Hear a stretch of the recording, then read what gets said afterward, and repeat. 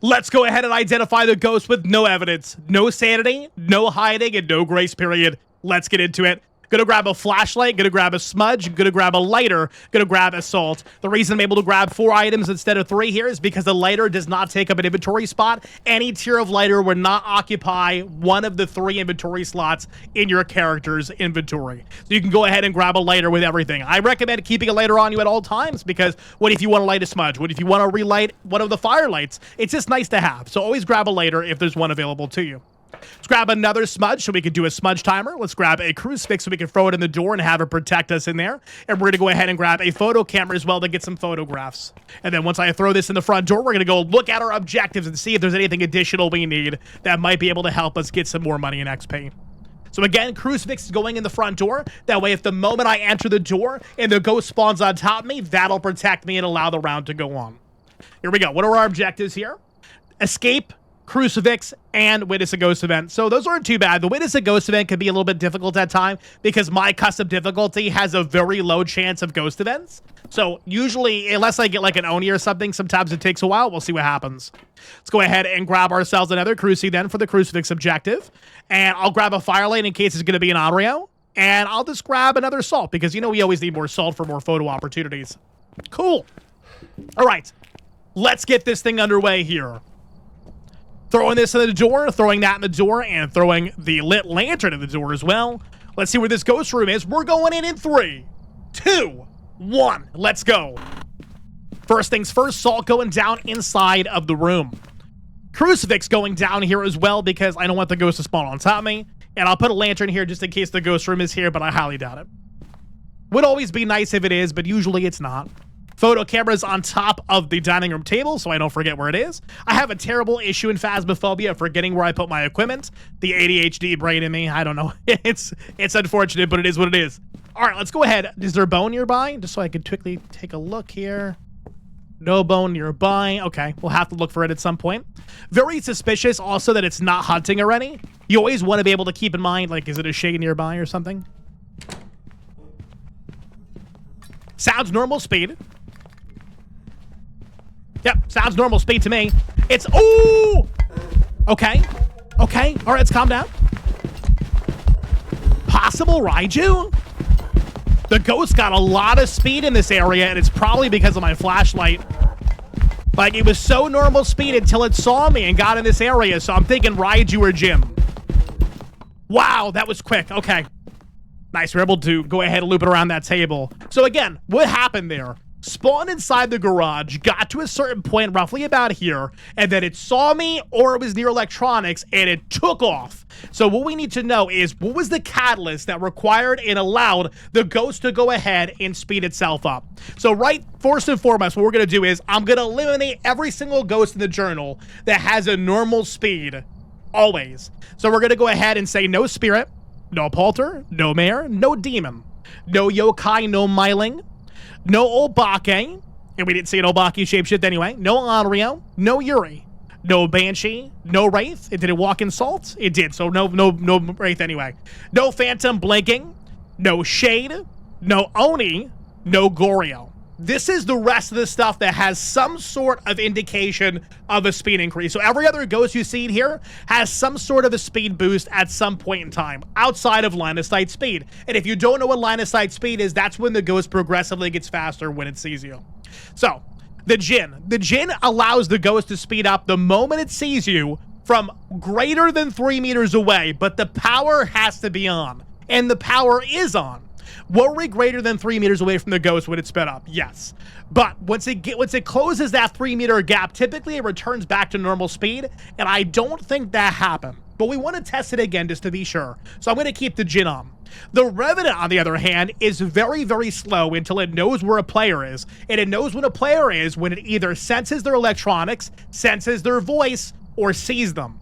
So that ghost was not very slow up until that point. It was normal speed. And when I say very slow, I mean like it's taking 1 footstep every second. So the Revenant is going to be out of here. It's not applicable. The Hantu is very fast in the ghost room because the ghost room is colder. The Hantu is fast in cold temperature areas. So if you don't have the breaker on and it's snowing outside, the whole location's going to be very cold. And the Hantu's going to have a field day, and it's also going to show breath coming out of its mouth when the power is off. But this ghost had line of sight speed. The Hantu does not have line of sight speed, therefore it is not Hantu. Same thing with the Thaye. The Thaye's speed is determined based on its age. At the beginning of the round, it's very young, it's very fast, it's very active. The longer you're inside the Thaye's ghost room, it's going to progressively age it every so many seconds. That did not happen here. The Thaye should have been fast at all points of the hunt. It was not. Thaye is out.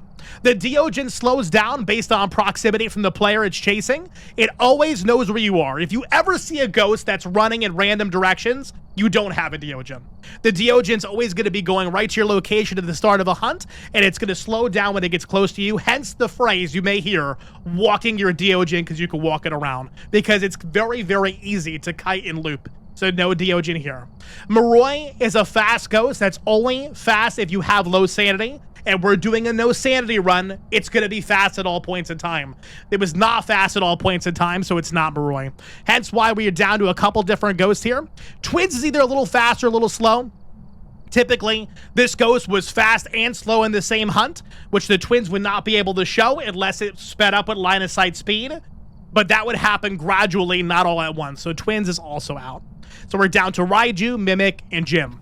What I want to be able to do here is I want to be able to get a sense of this ghost speed when there's no electronics on or present in the location. So what I'm going to do here, it turned off the breaker. So that automatically gets rid of Jin. Jin cannot turn off the breaker because that is the sole thing that speeds it up during a hunt. So if it turns off the breaker, the ghost is powerless. So that did not happen. The only time the Jin will ever speed it, like ever turn off the breaker like that, is if you, the player, or the Jin turns on too many lights by mistake and it overloads the breaker box. And you can tell right now, this ghost did not speed up at all when it saw me or came close to me there. It pursued me. It came up to my face in the kitchen. May have been hard to see because it was dark in there. But it came right up to me at a very normal speed. So that's why I believe this is going to be Raiju. There was no electronics on. I didn't have my flashlight on to speed it up.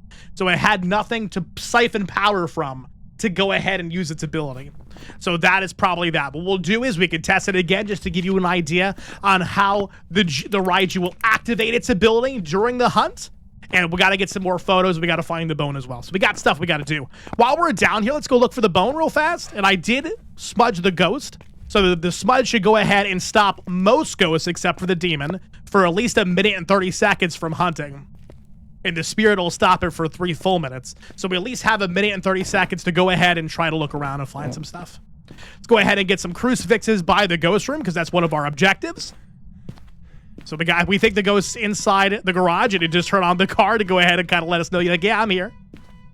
Let's go ahead and grab the car keys as well. The car keys are always located in a bowl, usually by the front door somewhere. So you can always know where to find those. Let's get some more salt down as well for some photo opportunities. Put it right there. See if I can go turn the car off so we don't have to listen to it beep the whole time. Yeah, we're gonna, oh yeah, you can see the cold temps in here. You can see the breath. When you see breath inside of a ghost room or a room in general, it means it's 5 degrees Celsius or less temperature-wise. So it doesn't necessarily mean it's freezing. It just means it's 5 degrees Celsius or less. Let's go ahead and try to go find the bone. Give me my photo camera too so I can go ahead and get a couple photos as well. And if I find the bone, I can take a photo of it. And if you don't know, the reason you want to find the bone is if you're looking to get a perfect game. And to get a perfect game, you need to get all of your 3 objectives completed, all 3-star photos inside of your journal, and you need to be able to find the bone and get the ghost correct. That'll give you extra money and extra XP. And when everybody asks me, bro, Tater, what's the easiest way to level? And what do you recommend? I always recommend try to strive for perfect games because it's allowing you to get more XP and more money out of your time playing that round. No bone here yet. Let's go check this back area, the upstairs area. Then we'll have checked everything upstairs. We can look downstairs. And I checked the basement already, so it's got to be somewhere on the first floor if it's not here. Not there. Cool. All right, so it's not here. It's probably going to be somewhere on the first floor. And the ghost should be very close to hunting range already. So it's going to be hunting very soon. If you ever don't know if it's hunting or not, try to hit a light switch. If it doesn't move like it's not right now, the ghost is actively hunting. If the light switch is movable, it's not hunting and it's a normal period of time in the game. Let's see.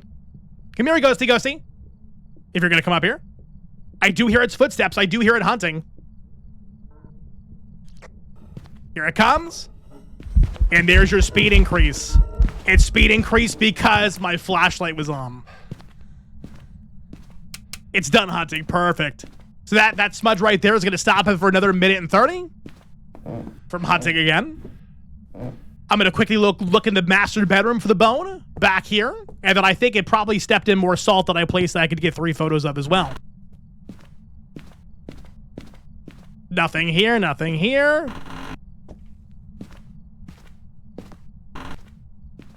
No. Oh, man. Is it going to be inside the garage with the ghost? Is it going to be inside the ghost room? Hope not. It's not in here, is it? Say no bone, no bone, no bone. Okay. Yep, step into salt right here. Let's get 3 photos of that real fast. Maybe I'll check that bathroom right there as well. I don't think I've been in here. Oh, look at that. We got a spine right on top of the toilet there. The bone has been acquired. All right, what else do we need right now? Let me step outside real fast.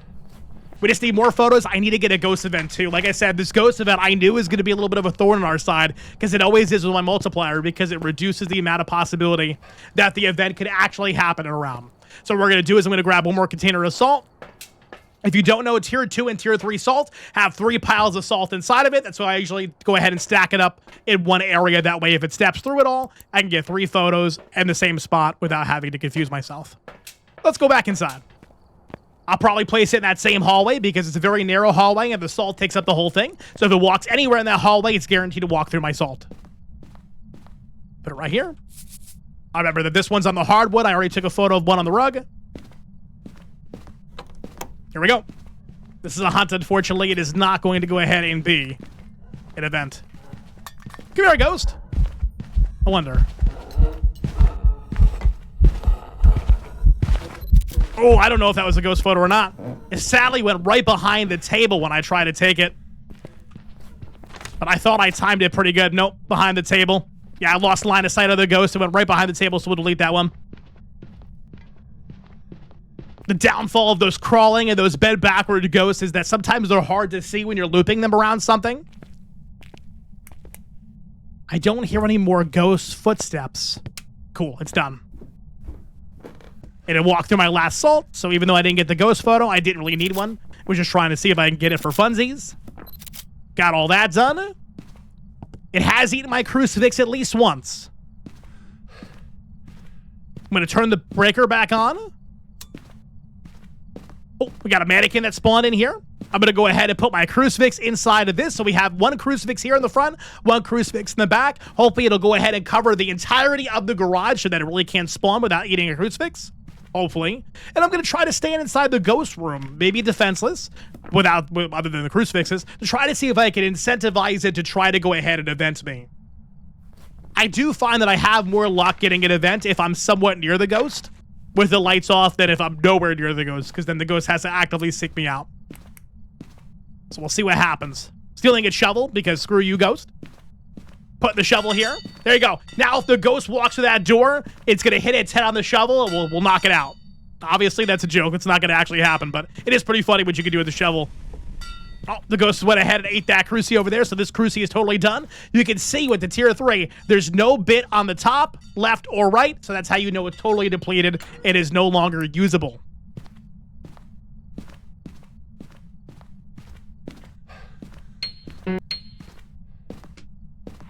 Ghost event just happened. It was a breath event.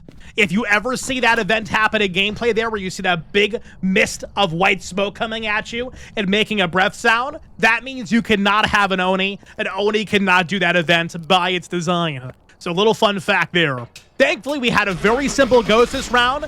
It was one of the faster ghosts, so it kind of gave itself away almost immediately within the first hunt, which we love to see on a no evidence run. Boom! Welcome back. Look at that. See, we get our bone. We got all of our objectives. We got all of our photos. You got that perfect investigation bonus of $225 in XP there. That's added on top of whatever else you made for the round. And I did get a daily done too, so another 100. So it comes out to $4,428 and XP. If you didn't know, Phasmophobia has a 1-to-1 ratio. So if you get 4,428 XP, that translates into $4,428. So there you go. Perfect. That is going to be all for this video. Let me know down in the comments if there's any specific content and tutorials you'd like to see on Phasmophobia. I would love to hear your recommendations. And thank you so much for watching. Until next time, stay crispy.